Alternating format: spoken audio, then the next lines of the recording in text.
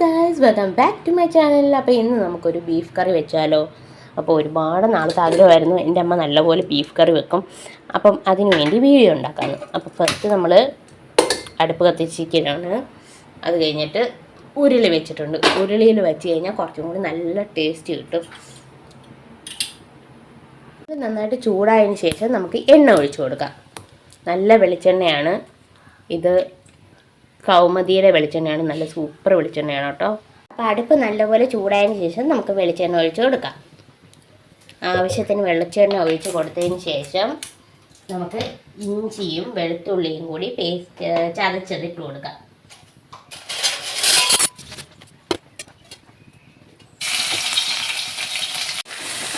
അത് മൂത്ത് വരുമ്പോഴത്തേക്കും നമുക്ക് അരിഞ്ഞു വെച്ചിരിക്കുന്ന സവാള ഇട്ട് കൊടുക്കാം. അതിൻ്റെ ഒരു പച്ച മണം മാറേണ്ട ആവശ്യമുള്ളൂ. അത് കഴിയുമ്പോഴത്തേക്കും നമുക്ക് സവാള ഇട്ട് നന്നായിട്ട് വഴട്ടാം.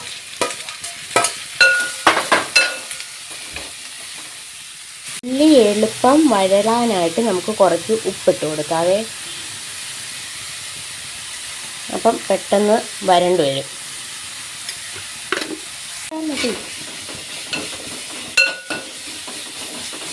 നല്ലപോലെ വഴറ്റണം.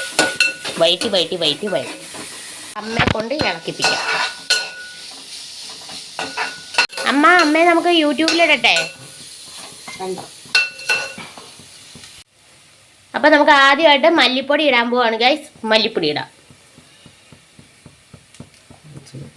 ഒരുവിധം നന്നായിട്ട് വരണ്ടിട്ടുണ്ട്.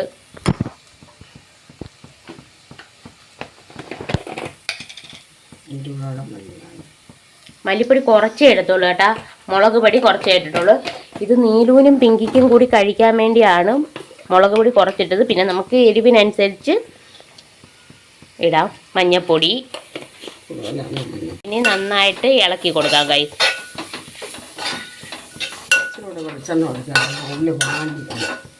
കുരുമുളക് മസാലപ്പൊടി കുരുമുളക് ഇട്ടില്ല ഗൈസ്, മസാലപ്പൊടി മാത്രമേ ഇട്ടുള്ളൂ. കുറച്ച് എണ്ണയും കൂടി ഞാൻ ഒഴിച്ചിട്ടുണ്ട്. എണ്ണ കുറവായിരുന്നു, അതുകൊണ്ട് ഞാൻ കുറച്ച് എണ്ണയും കൂടി ഒഴിച്ചിട്ട് കുരുമുളക് പൊടി കുഞ്ഞുങ്ങൾക്ക് കൊടുക്കാനുള്ളതുകൊണ്ട് അത്രയും കുറയ്ക്കുന്നത്. നമുക്ക് പിന്നെ കൂട്ടാം.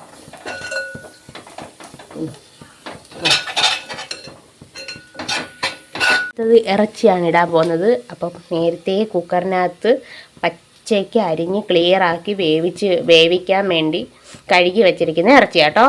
ഇനി നമുക്ക് ഇറച്ചി ഇടാം.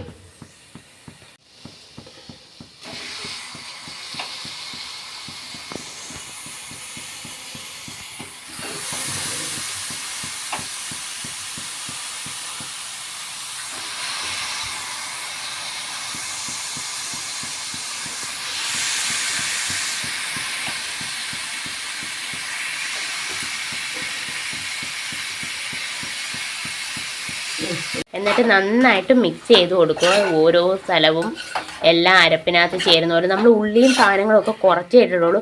ടേസ്റ്റ് കൂടണമെങ്കിൽ ശരിക്കും പറഞ്ഞ ഉള്ളി അത്യാവശ്യം കുറച്ചിട്ടാൽ മതി. കാരണം രണ്ടും കൂടി മിക്സ് ചെയ്താലേ നമുക്ക് കറക്റ്റ് അളവിന് കിട്ടും. ഉള്ളി ഒരുപാട് പേര് കൂടുതൽ നമുക്ക് ക്വാണ്ടിറ്റി കൂടാനായിട്ട് കൂടുതലിടും. പക്ഷെ അത്രയും ഉള്ളി ഇടേണ്ട ആവശ്യമില്ല. അത്യാവശ്യം ഉള്ളി മതി.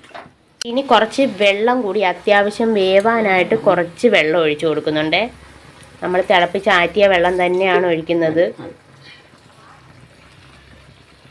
ആ വെള്ളം ഇച്ചിരി തിളച്ച് വരുമ്പോഴത്തേക്കും നമുക്കത് കുക്കറിലോട്ട് മാറ്റാം.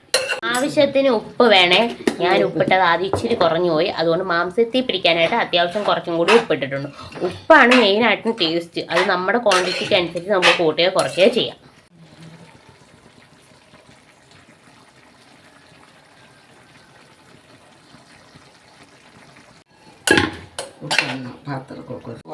കോഴി ഇടുന്നത് ഇച്ചിരി റിസ്ക് ഉള്ള പണിയാണ്. അതുകൊണ്ട് ഞാൻ അമ്മയുടെ അടുത്ത് തന്നെ ഏൽപ്പിച്ചു.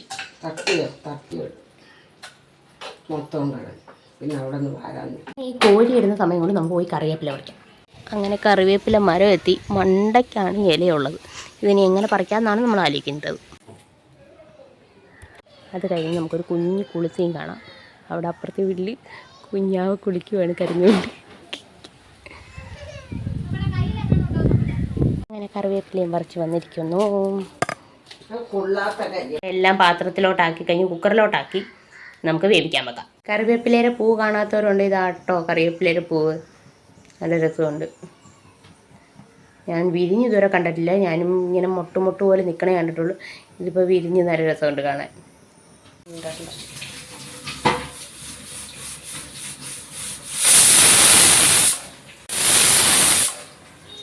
6 or 7 വിസിൽ കേൾക്കുന്നവരെ നമുക്ക് വെച്ചിരിക്കാം. അത് കഴിയുമ്പോൾ നമുക്ക് ഓപ്പൺ ചെയ്ത് നോക്കാം. ആവിയൊക്കെ പോയി കഴിഞ്ഞു. നമുക്ക് കുക്കർ ഓപ്പൺ ചെയ്ത് നോക്കാം എങ്ങനെയുണ്ട്, വെന്തിട്ടുണ്ടോ വെന്തിട്ടില്ലയോ എന്ന്.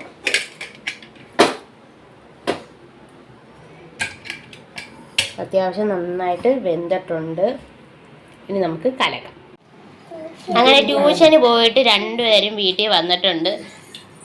കുക്കറിൽ വെച്ച ഇറച്ചിക്കറി വെന്ത് കഴിഞ്ഞു. ഇനി നമുക്ക് കുറച്ച് തേങ്ങയും കൂടി ഇടാം. നന്നായിട്ട് വീണ്ടും തിളപ്പിച്ചതിന് ശേഷം കുറച്ച് തേങ്ങ, ഇത് നമുക്ക് എണ്ണയിൽ വറുത്ത് വിടാം, അല്ലാതെ ഇടാം. നമുക്കിപ്പം ഞാൻ ഇടാൻ ആദ്യമേ മറന്നുപോയി, അതുകൊണ്ട് ഞാനിപ്പോൾ ലാസ്റ്റ് കുറച്ച് തേങ്ങയും കൂടി ഇടുന്നുണ്ട്. നമ്മുടെ സ്വന്തം കറിവേപ്പിലയാണ്, നമ്മൾ മരത്തിൽ നിന്ന് ഉറച്ചുകൊണ്ട് വന്ന വീട്ടിലെ കറിവേപ്പില.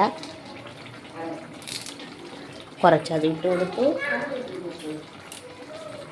കറിവേപ്പില നല്ല മണം തരും, അതുകൊണ്ടാണ് ലാസ്റ്റ് ഇടുന്നത്. അങ്ങനെ കറിവേപ്പിലയൊക്കെ ഇട്ട് നന്നായിട്ട് ഇളക്കി അത് വെന്ത് വന്നിട്ടുണ്ട്. ലാസ്റ്റ് കറിവേപ്പില ഇട്ടാലേ അതിൻ്റെ മണവും രുചിയൊക്കെ നമുക്ക് കറക്റ്റായിട്ട് കിട്ടത്തുള്ളൂ. നമുക്ക് ഗാർണിഷിങ്ങിന് വേണ്ടി 2 ഇല വേണമെങ്കിൽ അതിൻ്റെ പുറത്തുകൂടി വെക്കാം.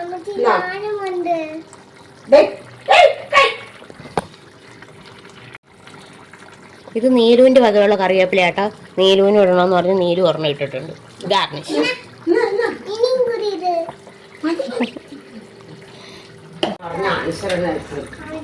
ബീഫ് കറി റെഡി ആയിട്ടുണ്ട്. അപ്പോൾ എല്ലാവരും ട്രൈ ചെയ്ത് നോക്കാം. ഇഷ്ടപ്പെടുകയാണെങ്കിൽ ലൈക്ക് ചെയ്യുക, ഷെയർ ചെയ്യുക, സബ്സ്ക്രൈബ് ചെയ്യുക. അപ്പോൾ ഇന്നത്തെ വീഡിയോ ഇത്രയുള്ളൂ. ബൈ.